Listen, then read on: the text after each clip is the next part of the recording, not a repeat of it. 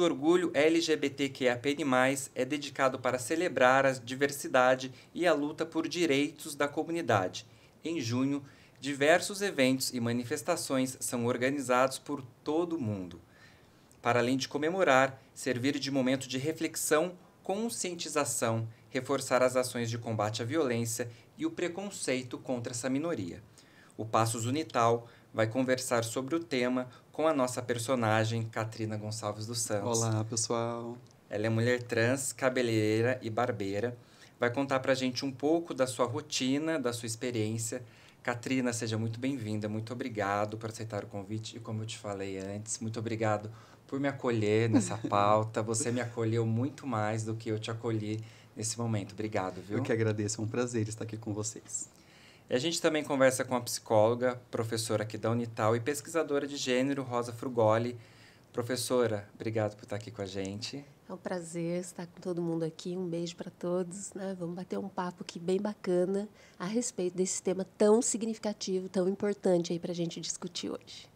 E a gente tem também aqui com a gente a advogada e ativista LGBTQIAPN+, Carolina Dátola. Carol, seja muito bem-vinda. Obrigada, Maico. Agradeço muito o convite.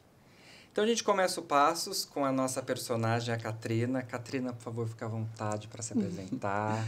Meu nome é Catrina, tenho 36 anos, sou de Pindamonhangaba, sou cabeleireira, barbeira e gerencio o Salão Merak junto com a proprietária Laura. Nossa especialização é em corte, todos os tipos de técnicas de corte, visagismo, lace para as mulheres que estão em tratamento de oncologia, né? Então, nós fazemos uma reprodução idêntica ao cabelo das mulheres. Isso que eu estou usando hoje é uma lace e é uma forma também que a gente, de um trabalho bem pessoal, bem individual de cada mulher, né? Então, além dessa especialização da lace, a gente também faz mega hair, mas a lace ela traz um trabalho bem humanitário, ali, bem pessoal de cada momento que essa mulher está passando de uma fase difícil. Então, nós reproduzimos a lace do jeito que é o cabelo dela, ela leva foto, ou geralmente ela corta o cabelo antes de perder tudo, e nós fazemos essa reprodução. Somos uma equipe grande de 6 pessoas. Dentro dessa empresa, somos 3 mulheres trans, a proprietária trans, sou eu que gerencio e faço parte dali dela, e a Tayla, que é a nossa assistente também, é uma mulher trans. É um salão que traz uma visibilidade diferente dentro da nossa classe. Pinda que é uma cidade grande, mas ao mesmo tempo é uma cidade pequena, né? Então a gente vai ver umas imagens aqui que você mandou do seu trabalho. Você pode... A Carol, essa é uma cliente maravilhosa. São todas clientes que já fazem parte, já estão há longos anos ali comigo. Esse é meu sobrinho, lindo. Então, assim, eu corto muito cabelo de criança também. Eu tenho muitas crianças que eu corto cabelo. Tiago, um grande amigo de muitos anos. Então, são pessoas e são clientes que estão comigo há muito tempo nessa jornada. E sempre tem clientes novos chegando também. Essa família, por exemplo, eu corto o cabelo do pai. Acho que foi um dos primeiros cabelos que eu cortei na minha vida como barbeira.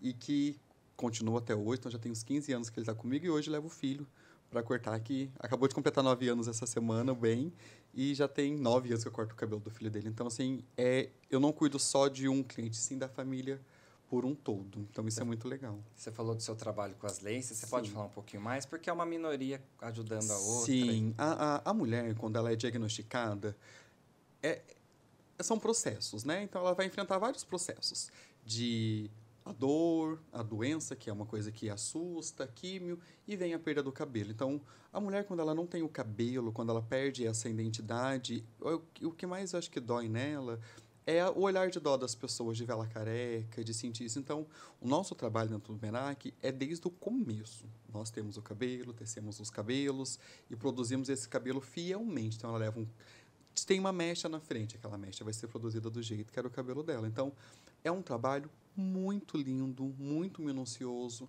A lace ela é montada na cabeça dessas mulheres e se você vê ela chegando ali com lenço na cabeça, toda acolhidinha ali, quieta, e quando ela sai realizada, ela se enxerga de novo. Porque dentro de um processo desse, para nós mulheres, eu acho que a imagem ela é importante, mas dentro de um processo você não consegue nem se olhar no espelho. O nosso trabalho ali, a gente consegue devolver isso para ela, porque você pode usar uma lace, que não tem problema. No meu caso, um dia eu estou morena, um dia eu estou loira, é por estética. Mas quando não é, né? Quando é para uma adaptação Então, pelo menos uma mulher com uma lace, mesmo que ela esteja fazendo uma quimioterapia que seja muito difícil, um processo difícil, ela pode andar na rua sem ninguém ainda julgar, nem ter um olhar de dó, né? Porque às vezes não é isso que você precisa. As pessoas veem uma pessoa que está, umas mulheres ou uns homens que estão fazendo tratamento de câncer, vê como um coitado. E não como aquela pessoa, ela é forte, ela é guerreira. Porque aguentar um processo desse é muito difícil. Então, além desse trabalho com as laces, nossa especialização também é com Mega Hair. E o Mega Hair ali é um cabelo que é pouco, é um cabelo que não cresce, a gente também coloca uns Mega Hair e aquele cabelo transforma. É todo um trabalho de autoestima, né? É sim, o nosso trabalho fundamental é a autoestima. É desde a valorização de um corte, uma técnica de corte, um visagismo, que vai realçar a beleza da pessoa, até uma lace, que é para aquela mulher que não tem cabelo, ou uma alopécia, né? Que é um processo hoje em dia que, devido à ansiedade, aos traumas, está aumentando muito também. E como o Passos é para mostrar a rotina dos nossos personagens, no caso da nossa personagem, a gente vai ver um pouquinho aqui cenas, imagens que você mandou para a gente da sua vida social. Esse é o Atma, é um lugar mágico para mim, onde eu consagro a ayahuasca. A ayahuasca, ela me trouxe muito para dentro de mim, muita aceitação, muitos processos de traumas curados. Então, essa nossa família Atma, que é um lugar onde eu volto para minha raiz, volto para minha essência, volto meu pé no chão e entendo quem eu sou. Que, além de tudo, a gente é um ser humano que precisa pôr o pé no chão. E a natureza, ela sempre me conecta com isso. Gosto de corrida, amo academia, pedalar. Eu e meu marido, a gente faz muito esses processos de natureza, né? A academia é uma coisa que faz parte do meu dia a dia, diário. Eu gosto de ir lá todo santo dia. E ali a gente vai conquistando nossos espaços, vai tendo uma vida social. Eu fico mais quietinha no começo, porque eu gosto mais que as pessoas cheguem do que eu chegue, né? Sou uma mulher trans, sou toda tatuada, então geralmente não é muito difícil chegar assim, conversar com todo mundo, mas aos poucos as pessoas conhecendo e ver que a gente é normal, está dentro desses espaços, vai conquistando. Ainda sofro um pouco, porque eu gostaria de ver mais mulheres trans na academia, gostaria de ver mais mulheres trans consagrando uma ayahuasca, gostaria de ver mais mulheres trans numa umbanda ou numa religião. Mas, estando ali, a gente vai abrindo essas portas para mostrar para outras que elas também podem estar ali. E você entende que a pessoa também pode ter o tempo dela de... Ela tem que ter o tempo dela, né? Mas eu acho que é necessário ela ter muito autoconhecimento dela. Quanto mais você saber quem você é, quanto mais você enfrentar seus demônios, mais você vai conseguir. Porque preconceito a gente vai passar. Não é porque eu estou dentro dessa sociedade que eu não vou ter um preconceito. Às vezes o preconceito ele vem enrustido de uma fala afiada, né? De, olha, você arruma mais do que a gente que é uma mulher. Ou, mas tá ali. Entendeu? Mas tá ali dentro. Então, assim, a gente tem que ter muita discernimento para lidar com essas pessoas. Porque se eu sofro um preconceito e eu sou agressiva, quem passa e olha vai falar o quê? Ah, a travesti ali, ela é brava. Tá vendo? Dá para mexer. Mas ninguém quer ouvir, saber o que ela ouviu. O que aconteceu O que aconteceu. Sempre vai ser a culpada. Então, isso é conquistando os espaços, né? A gente vai com muita educação. Você já falou um pouquinho do seu marido, do Amozão. Vamos ver um pouquinho? Vamos. Eu sou casada há 9 anos com o Jorge. Ele é um homem maravilhoso. Eu sou a primeira mulher trans que ele tem um relacionamento. Então, assim, ele também enfrentou muito tabu, muito preconceito. E a nossa vida é normal. A gente, 9 anos juntos, a gente vive, a gente tem nossa roda de amigos, a gente treina muito juntos, ele é educador físico.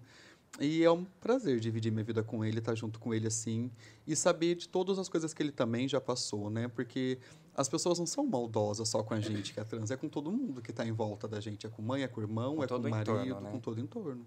E a adaptação dele foi tranquila? A adaptação dele, acho que o nosso amor e nossa amizade foi mais forte, porque nós somos amigos há muito tempo. Então, da amizade nasceu o relacionamento, né? Nasceu o amor.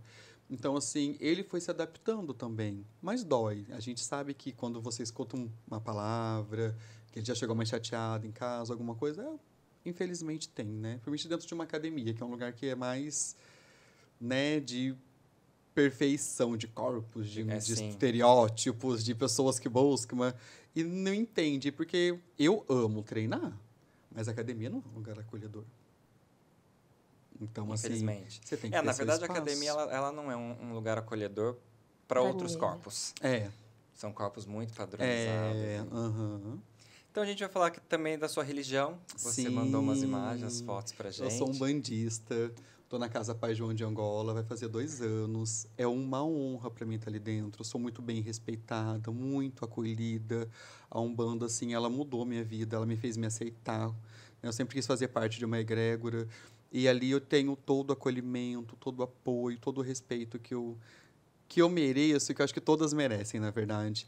Meu marido e minha amiga Thalia, uma mulher trans também, são meus padrinhos de batismo. E ali eu pude entender que você pode fazer parte de uma religião, que você pode fazer parte de uma egrégora sendo você. Então, a Umbanda, ela não descriminaliza, ela acolhe. Né? É um lugar que vai ter na nossa casa, a gente atende 180 pessoas por gira. Mas não é 180 pessoas que estão ouvindo uma palavra, é cada um sentando ali, contando sua história, contando que precisa ser ajudado e sendo acolhido. Então, a Umbanda, para mim, ela é a religião que mais me acolheu dentro de todas as outras que eu já passei. Isso é importante para a gente mostrar que a pessoa trans, ela tem a sua vida normal, tem a Sim. religião, tem o esporte, tem o namorado, tem a esposa, tem... A gente vive, a gente luta, a gente paga Sim. nossas contas, a gente paga nossos impostos. Nós existimos, né? Sim. Então, neste momento de existência, a gente vai ver a sua família. Como foi a aceitação A minha deles? família, ela é maravilhosa. É aquela família que, assim, né? Desde que quando a gente se assume, a tia já fala, já falava pra sua mãe. Então, minha família, meu pai, ele já é falecido, mas foi maravilhoso. Também essa é minha mãe. É uma mulher que eu tenho muito orgulho, meus primos. Fui madrinha dos meus primos de casamento. Essa é a minha família, são os meus irmãos, meu sobrinho. Essa é minha avó, minha tia. Então, eu sou muito bem acolhida. Essa é minha irmã e minha cunhada, que são, assim, grandes amigas da minha vida. E meu irmão, que é um grande amigo que eu tenho na minha vida. E que são pessoas que, assim, eu tenho meu porto seguro, eu tenho por quem dar orgulho. E meu sobrinho, que chegou agora, que é o amor da nossa vida, a nossa alegria de casa. Então, assim, a minha família, ela me estrutura muito bem, ela me acolhe muito bem. Ela está comigo em todos os processos, ela está comigo em tudo que eu passo. Eu tenho a minha família para poder falar, olha, eu estou fazendo isso, vou fazer tal coisa. Então, eles estão sempre ali, tanto meu marido quanto a minha família, são pessoas que me apoiam nas coisas que eu faço também. Professora, a gente acabou de ver aqui um exemplo de uma mulher trans bem estruturada na sociedade, com a família. Como que a senhora faz essa avaliação? Como que a senhora avalia essa realidade? Então, a realidade da Catrina é uma realidade maravilhosa. O grau de autonomia, de independência que ela tem é muito particular e significativo, né? É muito interessante a gente ver a história dela, o quanto a família foi um espaço estruturante da formação dela, né? Então, a família estava ali sempre, inclusive a família atual, né? Que é o Jorge também. E a família dele também é maravilhosa. Exatamente, né? Assim, um relacionamento duradouro já de 9 anos, né? Então, assim, o que ela tem... ela tem o trabalho dela, né? Super bem sucedida no que ela faz. Essa é a realidade que a gente gostaria de ver com essa população de modo geral, mas que, infelizmente, não é a nossa realidade. Então, a gente pode falar que a Catrina é uma exceção, né? Por quê? Porque estruturalmente e culturalmente, sobretudo, a gente percebe que a sociedade, de modo geral, ainda vê como patologia ou como uma pessoa anormal a população que ela faz parte da sigla, né? Sobretudo as pessoas trans, né? Então, esse é um cuidado que a gente tem que ter, porque a gente quer que todas as pessoas tenham esse nível de vida satisfatório, que é simplesmente viver. O que a Catrina contou para a gente, que ela é uma cidadã. Né? É isso que ela contou para a gente, que ela teve acesso à educação, ela teve acesso a apoio familiar, que ela teve acesso à religião, que ela teve acesso ao mercado de trabalho. Então, e isso é o básico para qualquer pessoa. Não era para nada de ser extraordinário, né? Exatamente. Não era para ser uma exceção. Exatamente, né? E a gente pode perceber que ela se dá super bem dentro desse contexto, né? Mas qual é a nossa realidade, infelizmente? De pessoas muito jovens, né, crianças na puberdade que são expulsas de casa, né? Os nossos dados, eles são ainda subnotificados, né? Mas a gente sabe que o Brasil é o primeiro país que mais mata pessoas trans, né? A gente vai entrar nesse... Isso. E também, quando a gente tem uma criança que está se desenvolvendo e a gente percebe que ela tem singularidades, particularidades, geralmente essa criança vai sofrer muitos preconceitos e muitas vezes ela é expulsa de casa, né? Essa é a nossa realidade. Então, quando eu olho para a história da Katrina, eu fico muito feliz e isso também serve de reforço para a gente mostrar para toda essa população que todas as pessoas têm os mesmos direitos que ela, né? E aí a nossa luta para que a gente garanta isso. Professora, quais são os suportes necessários? A gente vai falar de saúde, daqui a pouco a gente já fala de direitos, psicológicos, endocrinológicos, de saúde geral mesmo, para a pessoa conseguir uma transição plena. Então, a gente precisa, né, enquanto sociedade, garantir os direitos desta população, sobretudo com políticas públicas, né? Então, hoje, o que a gente tem? A gente tem o SUS, que abre as portas para esta população, né? Que com muito custo a gente conseguiu isso. Mas ainda assim é pouco. Então, assim, que suporte que a gente precisa dar para essas pessoas, né? No seu desenvolvimento ali, um suporte educacional, familiar, de saúde mental, sobretudo, esses são os básicos que essas pessoas precisam para a gente ir acompanhando cada um na sua singularidade, né, nas suas particularidades, na sua individualidade, qual é o momento que está apta a pessoa a fazer essa transição. Então, assim, se ela não tiver um suporte para isso, ela vai ter outras intervenções que não são legalizadas, por exemplo, outras intervenções que não são de uma equipe multidisciplinar. Não são seguras, que né? não são seguras, e isso vai trazer mais risco ainda para a vida dela, né? Então, é isso. A gente tem uma pergunta aqui do Caio Fernandes, ele é aluno do curso de produção em audiovisual. Vamos ver o Caio? A página Taubaté pela Vida Trans criou um abaixo-assinado para trazer um ambulatório LGBTQIA+, aqui para a cidade de Taubaté. Qual você acha que é a importância de ter um ambulatório para pessoas trans e pessoas LGBT em geral aqui na nossa cidade? Katrina, você que passou por esse processo. Sim, eu acho que é essencial, né? É necessário, assim, para todo esse acolhimento e esse pensamento. Durante muito tempo, né? Eu tenho 36 anos, então peguei uma fase que não tinha, né, um médico, uma orientação, ou alguém era quem? As trans que já haviam passado por aquilo que poderiam falar pra gente. Toma um Perlotan, que ele vai ser bom. Toma um remédio. Então, durante um tempo, eu fiz um tratamento hormonal por conta. Então, tive vários efeitos colaterais, você tem a TPM, então você vai, às vezes, ficar muito agressiva, muito chorona, mas o seu estado emocional, psicológico, ele é abaladíssimo a cada injeção, né? Que era o que eu tomava antes.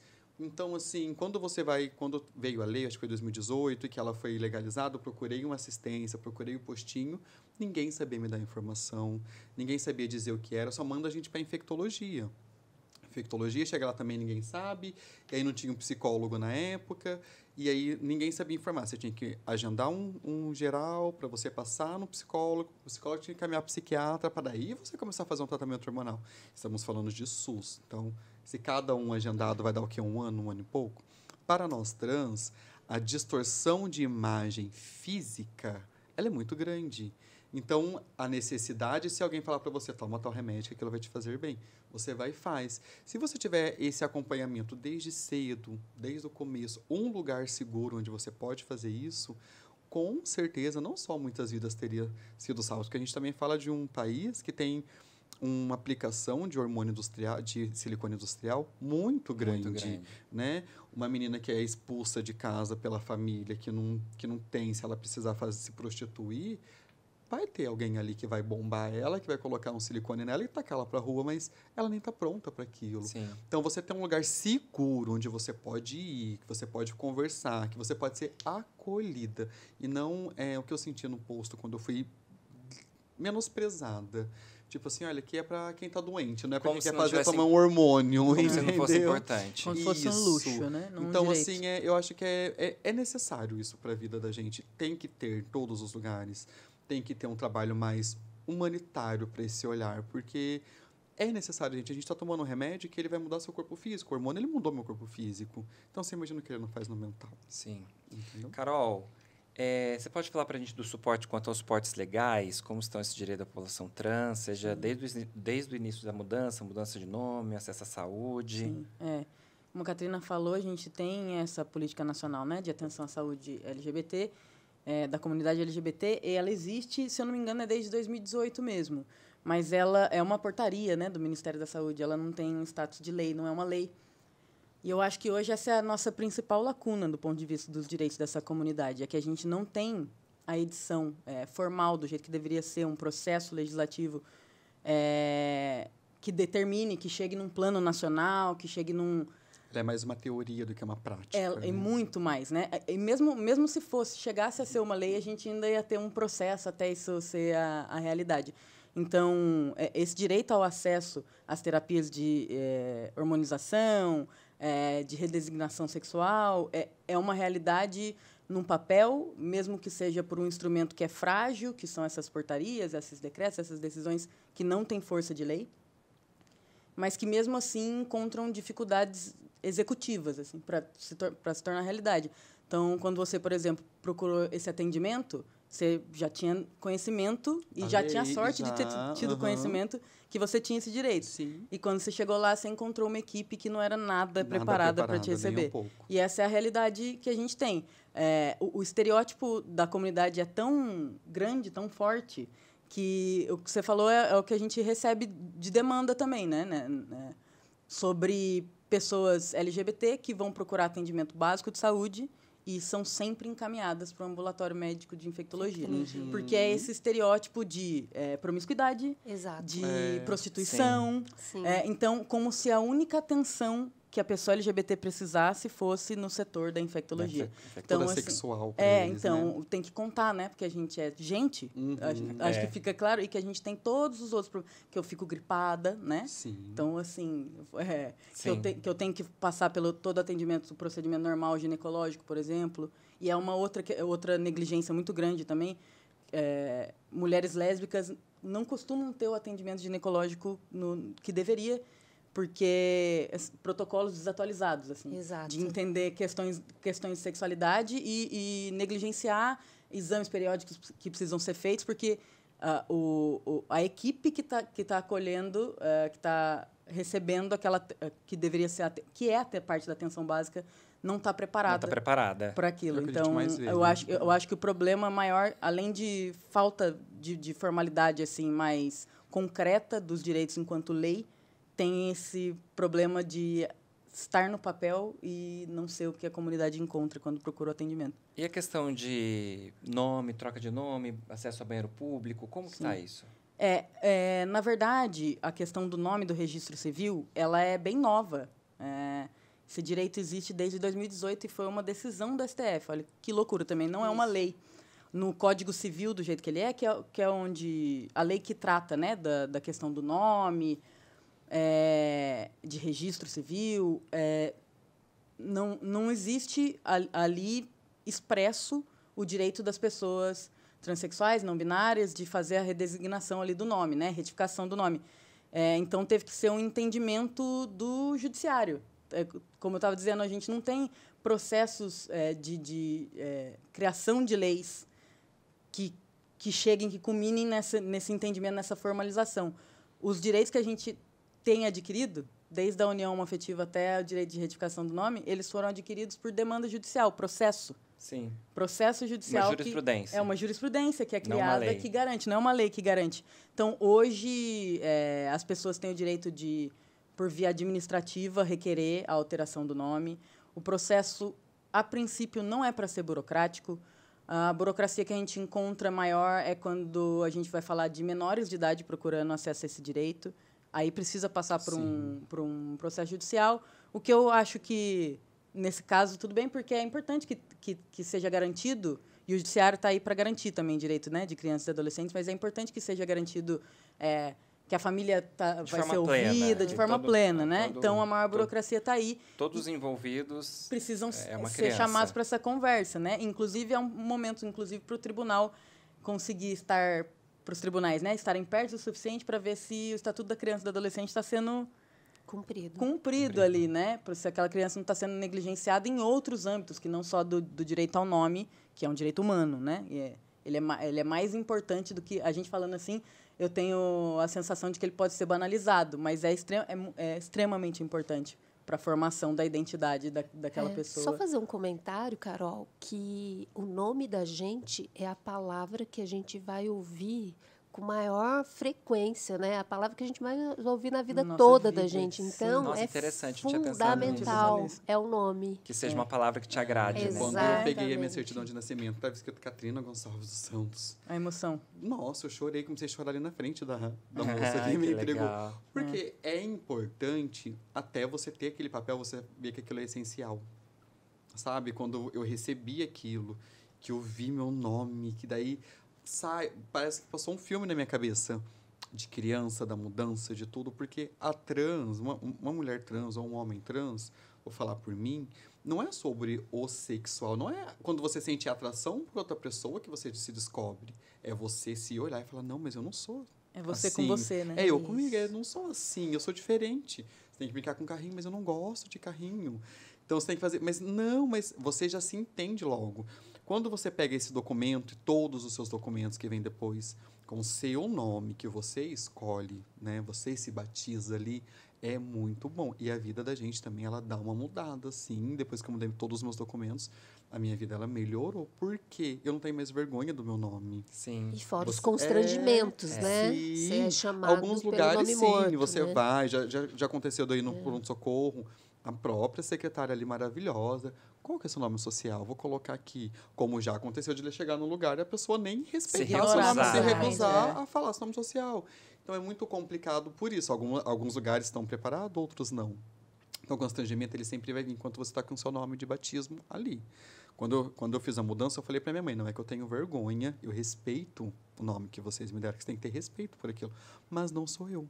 Catrina, alguma Sim. vez você teve seu direito negado, recusado? Você lembra disso? Olha, a única vez que eu tive alguma coisa assim foi com um gerente de um banco, que ele me tratava como senhor. Então, eu estava ali para resolver uma questão, e eu falava, e ali eu vi que era muito sobre o preconceito dele. Levantei da cadeira, falei, deixa aí, então eu resolvo uma outra hora, porque você não está preparado. Só. Mas de direitos negados, não. Quando eu fui fazer meu documento, minha documentação, foi tudo bem legal. Lógico que é uma burocracia, também tem essa. Uma pessoa que tem uma condição muito pequena ali financeiramente, pode ser que ela não consiga trocar tudo. Por quê? Eu paguei a certidão. A minha certidão original era muito antiga. Eu tive que refazer uma certidão nova no nome antigo para ficar guardada Sim. lá. E depois vem todos os outros processos. RG, CPF, título de Tem eleitor, custo, né? tudo. É. Tem um custo também, né? Infelizmente, a gente está num país que, quando se fala em dinheiro, em questão financeira, é diferente, os processos são Sim. diferentes. É. Infelizmente. E acaba sendo uma barreira para o acesso ao direito. Eu acho que são duas barreiras importantes. São muitas barreiras. É. Mas são duas barreiras principais importantes, que começa pelo acesso à informação. Porque o fato de você ter a informação de que você tinha esse direito, onde procurar, Sim. e que você poderia batalhar por isso, já é um diferencial da comunidade como um todo. Muita gente aparece para atendimento lá no gabinete, por exemplo, que não tem noção de que pode procurar um cartório e fazer a Exatamente. retificação. E eu acho que a segunda barreira, que é uma barreira infeliz também, são todas essas custas, né? Para a pessoa Sim. ter o acesso. Então, acaba sendo fatores que dificultam pessoas em situação de maior vulnerabilidade social Sim. de acessar os direitos que deviam ser plenos para todas e todos. Catarina, você pode falar um pouquinho do seu processo de transição? O que você se sentia Sim. confortável? Se você não Né? sentia... Eu, desde pequeno, eu já entendia que não era normal ali para mim ser tratada como menino, né? Eu sou a primeira Miss Gay da minha cidade. Essa época foi quando eu ganhei meu primeiro concurso como drag. Então, ali, eu fui tendo essa história dentro da minha cidade, dentro da comunidade. E aí, em 2003, eu fui eleita a Miss Trans. Olha, Catarina, você é a cara da sua mãe. eu sou a cara da A minha mãe. cara da... Eu até pedi para deixar... Essa criança, quando... Eu fui muito feliz. Minha mãe sempre foi muito maravilhosa. Minha tia me dava anelzinho. Minha madrinha, ela sempre foi muito maravilhosa. Então, eu cresci num ambiente aonde eu entendia que eu não podia brincar de boneca, mas nunca fui proibida. Entende? Sim. Eu cresci no meio que eu queria usar... Essa limitação usar vinha do lanche, mundo, assim. do mundo, a gente tem que ter uma pausada ali. Mas dentro da minha casa sempre fui muito acolhida. Eu cresci com a minha avó, né? Minha avó paterna. Já faleceu também, mas a minha avó assistia novela com ela. Então, tinha uma tia, que também já falecida, que ela era especial. E o que eu fazia? Que eu lembro muito criança. Eu pegava uma caneca de água, pegava o pente da minha avó, sentava a minha tia na cadeira e eu era cabeleireira. Então, molhava o pente, penteava o olha cabelo só. dela. Então, assim, eu cresci dentro de um ambiente que eu entendi o que eu não podia fazer. Mas a Katrina, ela já existia quieta. Então, quando eu estava sozinha, eu colocava pano na cabeça. E é ali que já começa. Como eu me assumi bem tarde, me assumi com 18 anos. Quando eu me assumi aos 18 anos, eu me assumi como gay. Aí comecei a fazer show, ganhei meu primeiro concurso, e aí eu fiquei andrógena. Deixei o moicano crescer, que é aquela falta cabeça raspada, e continuei fazendo processo de show. construção de identidade. Isso. Exato. Aí chegou uma hora que eu não queria mais tirar a minha peruca na época, né? E me desmontar pra dormir, porque daí eu ia acordar menino. Aí eu comecei a deixar o outro lado do cabelo crescer, fui fazendo a transição. Aí em 2011 para 2012 eu fiz o laser no rosto, para não ter mais pelo. E aí ali a gente foi num shopping uma vez para passear, no shopping de Pinda, quando inaugurou. E eu coloquei toda uma regatinha, uma calça jeans, coloquei um tênis no pé. Aí meu amigo falou assim, você vai de tênis no pé? Eu falei, o que tem? Ele, Catena, coloca um salto. Eu falei, você tá louco? Como que eu vou andar de salto aqui na cidade? Ele, Catena, pelo amor de Deus. Você já faz Você isso. já faz isso. Aí, eu coloquei um salto e a gente foi no shopping e ninguém reparou, ninguém já era. Ali eu já existia. Aí ali sim, eu fiz essa transição, tirei o meu nome, que era Léo, ali que todo mundo me chamava, coloquei Katrina. E se alguém reparou também, o problema é dele, né? Sim, ali teve algumas pessoas que você tem que quebrar um preconceito. Ah, eu não consigo mudar seu nome. Eu tenho que chamar você, porque a vida inteira... Consegue, Mas ser eu acho que doida. a curiosidade, Consegue. ela é natural. A curiosidade, eu tenho a impressão de que ela é natural. Tudo bem as pessoas ficarem curiosas. Aham. O que é Somos antinatural é diferentes elas nessa se parte. sentirem com o direito de te deixar desconfortável. Ou É te- isso que ou não é você ser natural. piada na frente das pessoas. Mas isso que não é natural. faz pra te deixar desconfortável. E aí eu fiz essa transição toda em 2013, comecei com alguns hormônios por conta própria, fui até praticamente 2020 com os meus hormônios por conta própria. E 2020, eu passei no endócrino, comecei todo o tratamento certinho e aí encaixa. Mas a transição, ela foi muito fluida, ela foi bem acontecendo. Quando eu vi, já não dava mais para ser garoto, por exemplo. Então, aí fiz a troca do nome, tudo isso e graças a Deus ali foi fluindo tudo bem. O Brasil, infelizmente, é o país que mais mata pessoas por conta da condição sexual e principalmente pela condição de gênero. No ano passado foram registrados 105 mortes de pessoas trans por conta de serem o que são, Sim. trans. Os dados são do dossiê do Registro Nacional de Mortes de Pessoas Trans do Brasil. O número caiu em relação ao levantamento de 2023, que teve 14 casos a menos. Em 2023 teve 14 casos a mais, perdão. Como que vocês enfrentam essa realidade, Katrina? É muito triste, é muito assustadora, porque, assim, é uma lógica que na minha cabeça não tem porquê, sabe? Não tem porquê. Eu participava de algum grupo de meninas trans em rede social e eu não participo mais hoje porque é morte, é violência e é agressão todo santo dia. Nossa, isso pra saúde Então, mental. assim, me fazia mal quando eu vi o caso da Dandara. Nossa. Eu passei Sim. 3 dias chorando com aquilo. Então, assim, é muito complicado. E a gente vê uma estatística que não é um pouco a mais do que acho que é o México, que é o segundo, que está em segundo lugar, que é 70 e poucos. É o dobro, É o praticamente. dobro, é. E a gente Então, está falando assim, de uma estatística é muito- subnotificada. Exato, também, é, um problemão. sim. Hoje, é o que a doutora falou, eu vivo num ambiente seguro dentro da minha sociedade, mas eu sei que tem meninas trans da minha cidade que já apanhou no bairro porque era trans ou porque estava afeminada demais para sair de dia na rua. Né? Teve um vídeo que viralizou esse tempo atrás de uma trans, que ela foi comprar uma água de coco e o menino chama ela de senhor. Aí ela foi um dia péssimo para ela. Ela foi chorando embora, tudo. Depois ela tá parada na frente de um shopping, uma loja, fazendo um vídeo, falando o que estava acontecendo. Chegou uma senhora e perguntou se ela era segurança dali. Então, assim, e ela falou, é por isso que eu não saio de dia na rua. Porque eu não tenho respeito. Que não deixa de ser uma violência, né? E aí você Exato. fala assim, É psicológico. você mas é imagina violência. você viver desse jeito? Então, assim, é muito complicado. É muito assustador você estar num país onde eu sou barbeira, 60 a 70% dos meus clientes são homens, mas mesmo assim eu sei que tem muitas meninas como a mim que morrem diariamente vítima de um agressor, que às vezes pode ser seu companheiro, pode ser o vizinho que soube... Porque é muito difícil alguém que chega, assim, numa agressão gratuita. Eu acho que muitas dessas meninas morrem por pessoas que elas conheciam mesmo. É Exato. Dentro da sociedade que ela já geral do vive. feminicídio É. mesmo, né? Como que está a questão legal disso, Carol? Da violência, quando Conta. pessoas... Ó, enquadra, hoje, não existe um tipo penal, uma redação legal que determine diferente do que seria um homicídio que pode ser qualificado por ser considerado crime de ódio. Isso dificulta, de fato, a aplicação, assim, mas eu acho que A prisão, né? muito, mas dificulta, eu acho que é uma questão mais política, o fato de não existir esse crime determinado com todas as Sim, letras de o que com- ele é, entendeu? Que ele é um crime de ódio, mas que ele tem um requinte ali de crueldade que perpassa gênero e níveis, né, e camadas de preconceito. Mas um caso, por exemplo, de uma violência, de um homicídio, seria enquadrado como homicídio e qualificado provavelmente por crime de ódio, depende enfim, um processo, né, para isso acontecer. Mas, por exemplo, a criminalização da homotransfobia. Hoje é crime no Brasil. Mas, como eu disse, não foi uma lei Não é lei. que tornou crime no Brasil. A homotransfobia, ela foi...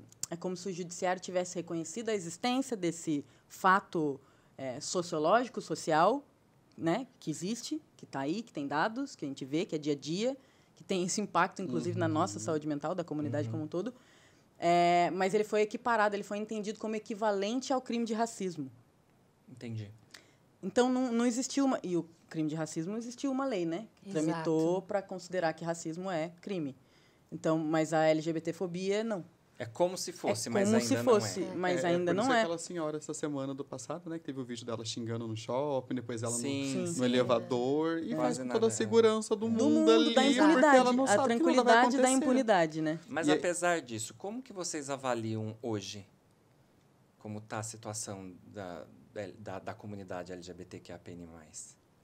Então, eu acho que tem avanços. Avanços em relação ao próprio movimento e o acesso a algumas resoluções que o STF promulga, né? Mas ainda, eu acho que daí o entrave, principalmente porque eu sou da área de saúde mental, é a questão cultural. A grande parte da população entender que essas pessoas têm algum problema ou de saúde, ou no sentido de patológico, ou que elas não são normais. E, de novo, né, enfatizando a importância da sua história de vida para mostrar que não é nada disso. Então, a gente perceber, sensibilizar a população de modo geral, porque a gente ama pessoas, né? Então, se eu tenho um filho, uma sobrinha, um sobrinho, é amar pessoas, né? E garantir que essa pessoa ela é comum como qualquer outra, Sim. né? E voltando só à questão também do ambulatório, que eu acho que é importante pontuar, quando a gente fala em ambulatório, como o rapaz perguntou, o Caio, né? O ambulatório ele permite que tenha uma equipe especializada de atendimento. Eu acho que esse Multidisciplinar, né? que é o grande salto, né? Você não vai ser atendido por uma pessoa que ainda não teve um treinamento específico nas nossas graduações sobre gênero, né? Então, o ambulatório ele tem que ser muito bem ressaltado. Então, assim, de modo geral, nós estamos tendo avanços em relação aos direitos da população, mas ainda Tem muito a se fazer. tem muitos. Tem muito a A gente fazer. temos muitos limites. Tivemos avanços, sim, mas os limites estão demarcados, né? Carol? Temos que começar, né? Exato. Tem que começar. Carol? Eu acho que aqui a gente tem um ciclo, né? Que eu espero que ele deixe de ser vicioso em algum momento, mas que ainda é.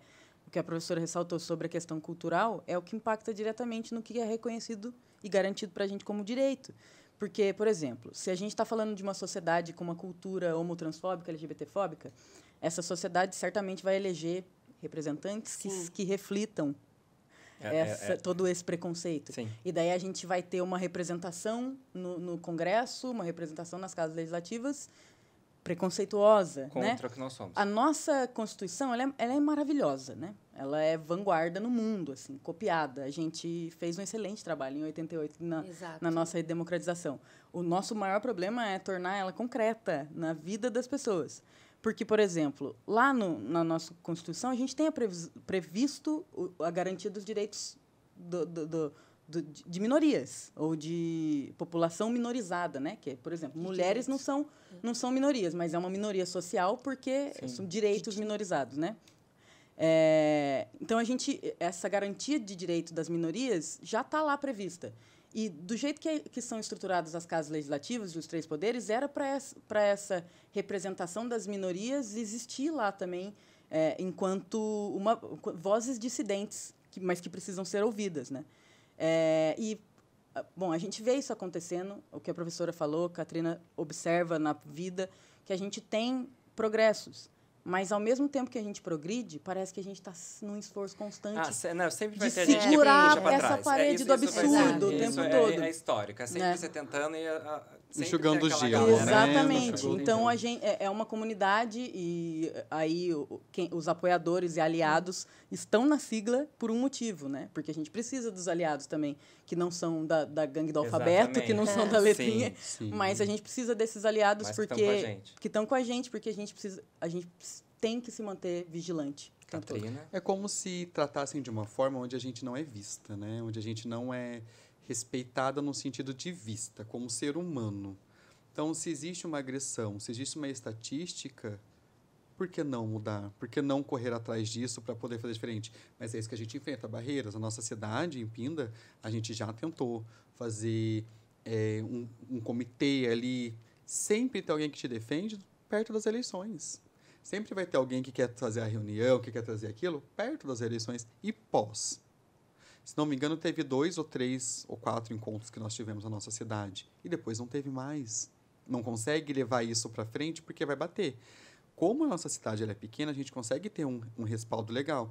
Então, teve um evento como o Miss Gay, a gente tem deputado, a gente tem a primeira-dama ali participando. A gente está falando de estado de São Paulo também. Mas, quando a gente dá olha para uma situação maior, tudo tem que ser mudado rápido, né? Tudo tem que parar para que essas pessoas tenham um amparo. O ambulatório, por exemplo, porque ele é essencial para que as pessoas não se percam mais do que já estão perdidas, para que elas elas façam valer o direito, porque se você entende com 14 anos que você tem um direito, com certeza você vai querer lutar mais, você vai querer trabalhar mais, você vai querer correr mais aquilo, para que você tenha seu espaço na sociedade. O que parece é que a gente não tem espaço na sociedade, que a gente luta, vê uma agressão, vê uma pessoa homofóbica, transfóbica, agredindo, gritando com a outra pessoa, e se o gay ou a trans agredir, aí ela vai ser ocupada. Ela pode correr até o risco de... Nossa defesa lida como violência, né? E de surto, porque imagina uma pessoa gritando com você sem parar. Gente, eu queria só mudar um pouco o assunto e ir para a parte que nos interessa, porque a gente é dessas. Eu trouxe um presente para cada um de vocês. Que delícia! Eu sei qual deixar o assunto mais leve. Obrigada. Um presente. O meu era para ser igual de vocês, mas não sei o que aconteceu. Agora eu vou ter que aprender. E apesar de Segura todas no as primeiro. dificuldades, a gente tem que comemorar o nosso mês. Manda o nosso som aí. Aí, ó. Boa. A gente vai comemorar, porque apesar das dificuldades, a gente sobrevive, né? E a gente é muito feliz, né? E a gente sobrevive entregando, tá? Entregando conceito, entregando estética, tá? Apesar de toda a dificuldade que a gente passa, né? A gente tem que comemorar que estamos vivos, estamos bem. Sim. E para a gente querer um mundo melhor, a gente precisa ser melhor. É isso aí. Professora, muito obrigado pela participação da senhora, Rosa Frugoli, professora e pesquisadora de gênero. A senhora gostaria de falar também de algumas ações da universidade? Acho que é importante a gente pontuar. Então, assim, primeiro um recado para toda a população, né? Você que está nos escutando, é importante você ter ciência que a universidade é um espaço para você também. É um espaço de legitimidade, é um espaço seu, venha fazer parte da nossa equipe. Se você já está na universidade, procure os núcleos de apoio que nós estamos desenvolvendo.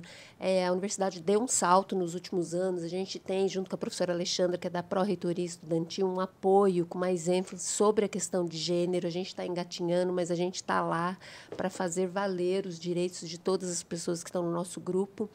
E a importância, né, da formação para os grupos de minoria, sejam mulheres, a população LGBTQIAPN+. Então, assim, a universidade ela está de portas abertas para você, né?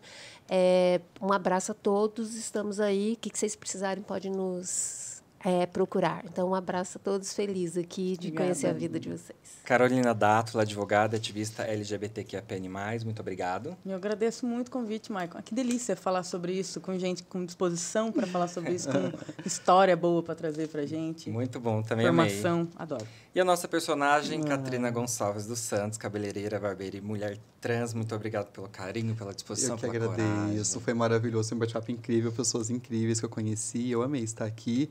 E um recado para quem tem, né? Você pode aguardar seu recado? Lógico. Só um instantinho. Agradeço você também que acompanhou o Passo Unital. E a gente termina com o seu recado. Sim, é que o amor, eu acho que, na verdade, ele é a maior religião que existe.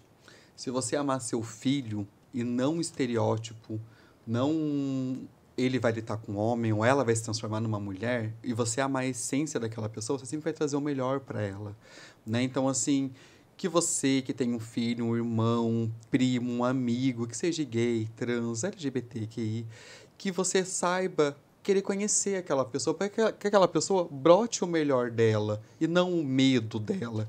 Então, assim, que a gente aprenda que amar, e a palavra que eu quero deixar para todos é empatia, que a gente tenha empatia com o outro, com uma doença, com gênero, com tudo, para que a empatia faça valer a pena na nossa família. E, às vezes, aquele assuntinho besta de tá alguém falando mal de uma trans, ou tá alguém falando mal de um gay, e você só tá ali participando, colocando mais ainda naquela fogueira, também é um preconceito. Não é só porque você não agride na rua, mas também é um preconceito, que as pessoas possam se conscientizar que não é tudo sexual. Somos pessoas que pagamos nossos impostos, que lutamos todo santo dia, e que, graças a Deus, como a doutora disse, eu tenho esse privilégio, mas eu queria que muito mais mulheres tivessem esse privilégio. Queria que muito mais mulheres pudessem estar aqui sentadas nessa mesa conversando e contando sua história também.